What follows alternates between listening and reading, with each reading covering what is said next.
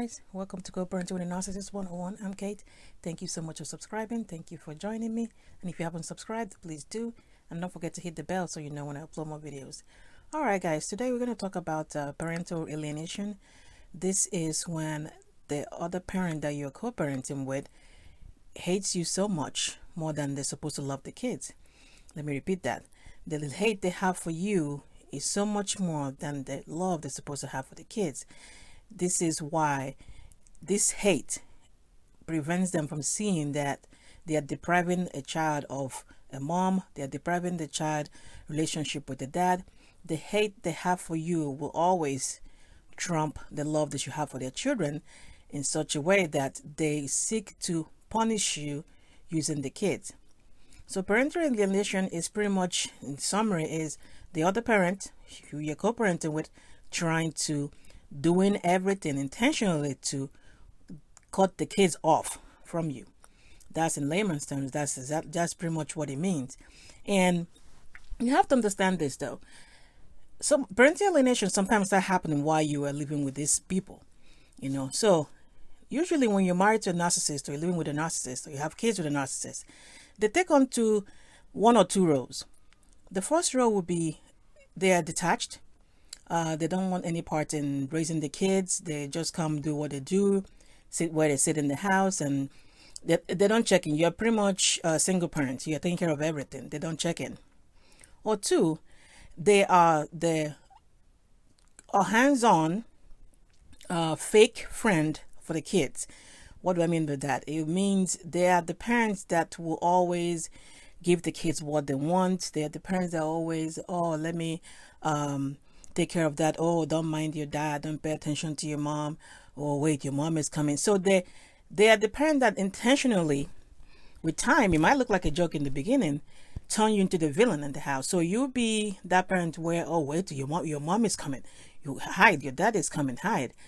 So like I said, it will start like it's a normal, joke or whatever in the house, or you run and hide. But no, this is them earlier on recruiting the kids to be flying monkeys and another tool to hurt you. I know that sounds crazy and hurtful, but they're trying to recruit the kids earlier on to start turning against you. So with time, you see that you become the villain in the house. And if you continue, and if you eventually get separated or get divorced, that alienation already started in motion. So either a narcissist is in the relationship with you, and they're like detached from the kids, they don't help, they don't care. That was a situation in my case, or they are the fake friends, the fake good parent of the kids. But the only reason why they're doing that is to turn you into a villain, and of course to recruit, to get supply from the children. Okay, so when eventually, you separated or whatever, and you have to co-parent. Now this already set in motion. If they already started doing this, so they intentionally set you up to react, and this might happen while you're in the relationship with them or after. So they set you up to react, and of course they told the kids how you're going to react, and you probably will end up reacting the same way they're going to react, which confirms to the other parent, you see, that's what I told you, she's crazy, he's crazy, So the signs that you see that this is taking place, it's when the kids will maybe start cutting you off from, oh, don't come to my basketball practice, or don't come to my dance recital, or they cut you off from parent-teacher conference, and they're like, oh, don't come, mom is gonna come, dad is coming, I don't want you to come. Or they start being challenging you, or they start arguing with you for no reason. I mean, they argue with you to the point where you get mad, and probably fly into rage, which of course in turn confirms whatever it is the narcissist, the other parent is telling them.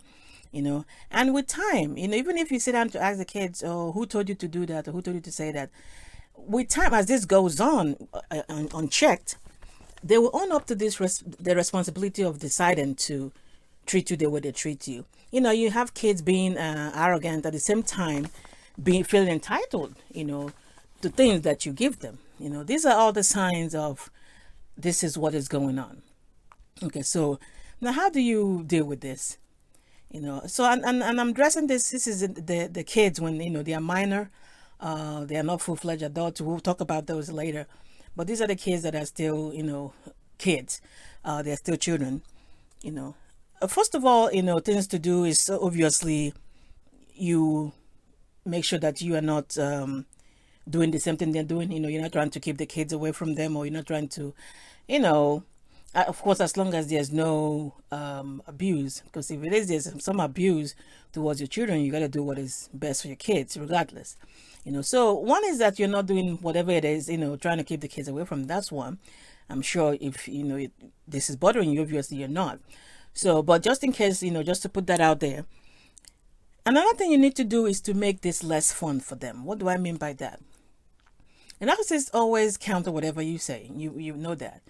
And the joy of it is watching you struggle trying to connect with the children while they're busy doing what they're doing, especially if they started doing this while you were in the relationship before you separated.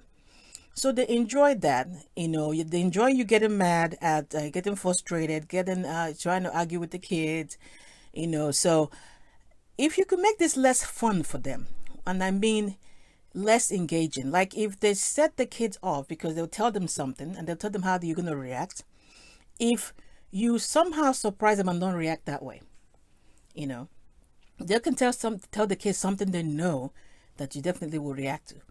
And definitely under normal circumstances, yes, you will react to those things. But as you notice that is a setup, so you make it less fun, because the fun is you trying to counter what they're doing. So if they tell the kids, make up a lie and something outrageous, and normally you will fly into a rage trying to defend that, going back and forth. But instead of doing that, and they bring that to you, regardless of how it's playing in your head, because obviously you're going to be pissed off, will redirect or kind of explain, not explain, but state, well, that is not true, or that can be true. Like pretty much don't give the reaction that they're expecting, because they've already been told that you're going to fly off the handle. So you don't give them that. That's making it less fun. And a narcissist, another point, a narcissist is more focused on saying, I love you, than actually showing what love is. Because at this time, they are telling the kids, I love you. Of course, whatever act they are doing is to further solidify the agenda, which is to turn them away against you. So they're not really because they love the kids, as you know by now. So you focus more on your action than saying. I mean, you will be saying, but you focus more on the action of showing love than talking about loving the kids. It's trying to reconnect with the kids. You create some kind of connection, depending on how far this is. I mean, if they started already doing this alienation, why you guys are married or together, this is something you might want to start shifting yourself away from that villain of, oh, wait till mom comes and sees this, your dad is coming, wait, quick, hide. You start with that and trying to reconnect to the kids, where you still want them to know that you're a parent, you're their parent, not their best friend, but at the same time that you're approachable. So you shift from that position that the narcissist or the toxic person you're living with kind of shifted you to conveniently, and start reconnecting with the kids in the terms of them letting them know that, it's okay for you to, come talk to me. I do not buy it, because that's that position that they pushed you into, being the villain. Oh, this is the scary monster in the house. Wait, don't go near. This is what they're gonna do. They're gonna flip out. So you slowly start taking yourself from that corner, bringing yourself out. And then another thing too, if these are adult kids. The kids have grown, and adult as in they live on their own, something like that. And at that age, obviously, they are full-fledged adults. you might want to let them be on this for your peace of mind. And I say this because the last thing you want to lose is your mind dealing with these people.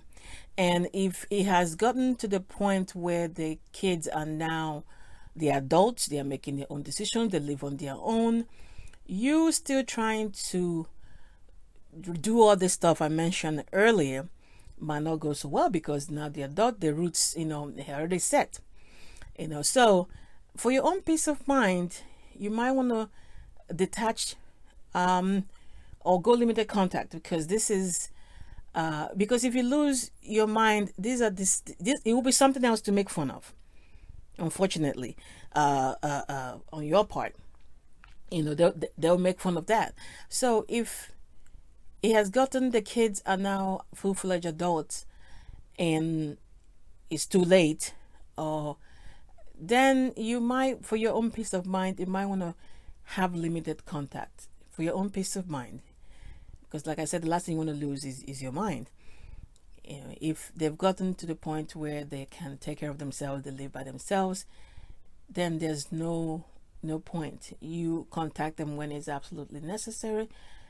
You pretty much keep them the distance, that you give a toxic person, because at that time, that's what it is. It's unfortunate, obviously, that they're your child. But if you see that there's nothing, or for your sanity's sake or peace of mind, that the only time, every time that you link up with these people or connect with these people, you are drained. You feel the same way you feel when you were with a narcissist living in you together, then there's no point. There's no point. You might want to distance yourself from that and connect when it's absolutely necessary. It is sad, but sometimes when it's way too late to intervene, that's why I gave all these points earlier. When hopefully when the kids are still young, we can still jump right in there, because these people will try to punish you through the kids. They don't care. They don't care that they're taking a mother away from the child. They don't care enough to the children to say, "Oh, I'm cutting them off from their mom or their dad." That is not it. They don't even see the kids. They're just like a tool to further punish you. That's it. The target is you. It doesn't matter who gets hurt in the process. Unfortunately, they end up psychologically messing up the kids. So if this is just starting new and the kids are still young, practice not, responding, not reacting, just like you would a narcissist. Practice responding, not reacting, because they will trigger you. They will try to, this is obviously going to take time, but don't give the narcissist what they want to see. So you make it less fun. And that's what I mean by making it less fun, because the more combative it is, the more chaotic it is, the more fun it is for them. The more you try to struggle, the more fun it is for them. If the kids runs in here and say, my dad, we're going with dad and we're doing this, we're doing this, or we're doing that, we're going with mom, we're doing that, we're doing that, and we are, maybe they cancel the plan they have with you. They don't want to go with you to something. They want to do this and do that. Of course, they already set them up there to tell them that, because they know you're going to flip up. You might probably will call them and go off and blasting them on the phone, how, you already made plans and that and that. If that's one of those things that you can let go of at that moment, surprise them and be like, "Oh, really? Oh, that's cool. I guess I'm going to go have to do this." Well, you guys have fun with your dad. Have fun with your mom. Just show them what they're not expecting. Make it less fun. Make it less fun, because that's not what the narcissist wants at all. So you make it less fun. You obviously make sure you're not doing the same thing, trying to keep the kids away from them. Pick your battles. Pick your battles. There's so many battles in a war. Pick your battles so you don't lose the war. Move away from the villain position. If that's what the position you're playing while you guys were married or together, move away from there. Reconnect with the kids. Make it look like, make it known to them that you're approachable. You can come talk to me. Obviously the narcissist will probably try, if they have money, they try to buy the kids and do their stuff. Don't even go jump in there doing the same thing with them, but you do what you got to do as a parent. Even when the kid says, "Oh, don't come to my baseball game, don't come to my basketball game, or don't come to teacher conference," you show up, because that's what a parent does. You were supposed to show up, you show up. That's the plays part what I mean by showing love. That's what you're supposed to do, because you love your child. So you show up, regardless of what they're saying. So it's not about talking about it, but because that's what the narcissist is all about, is by, doing it. You show up, like I said, as long as these kids are minor and all that, that's what you're supposed to do. Show up, regardless of what they say. Don't come, So I mean, you show love and not let the narcissist do the talking. Don't try to buy them, because that's what the narcissist will be doing. If they have money, they try to buy. And of course, you do what you need to be done for the kids, but not because you are trying to compete with the narcissist. Then you, if you start doing that, you've descended to their level. No, you don't engage in that. This is very painful, because I guess that's the worst feeling, is to have your child, look at you as a stranger, look at you as an enemy, just all because a narcissist hatred for you.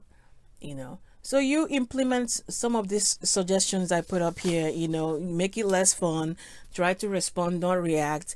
You pick your battles, don't fall into every setup that they set up for you. Move away from the villain position. Have some kind of reconnection with the kids where you're going to sit down and talk. It might not go well in the beginning, depending on when they started doing this alienation for us. You sit down and have that, create that open channel that you can come talk to me.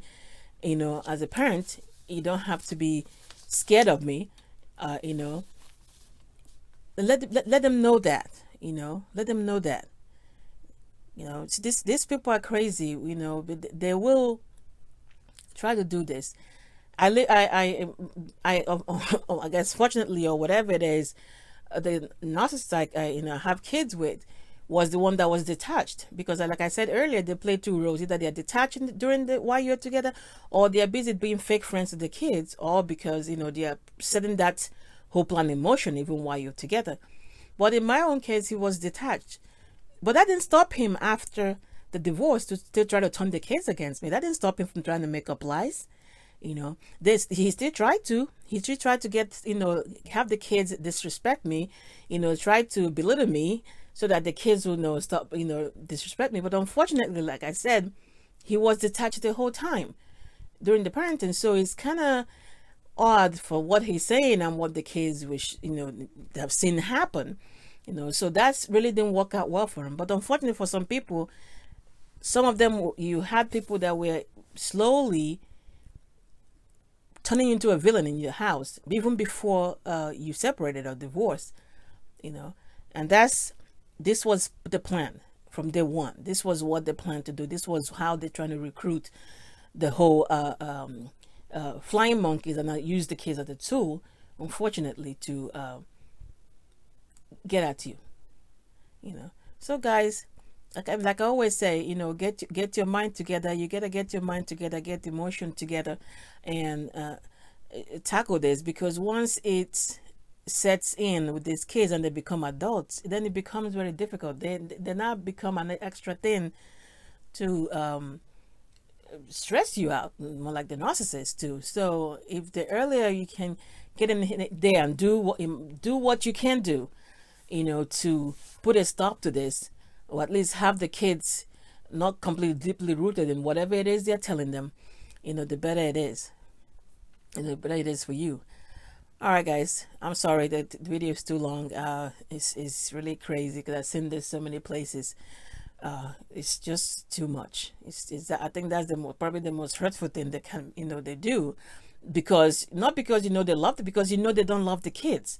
They're just using them as tool, and it's kind of hurtful to you, or annoying to even think about it, because now that you feel for the kids, they're gonna mess these kids up, and then psychologically they don't even know that they were manipulated into acting this way.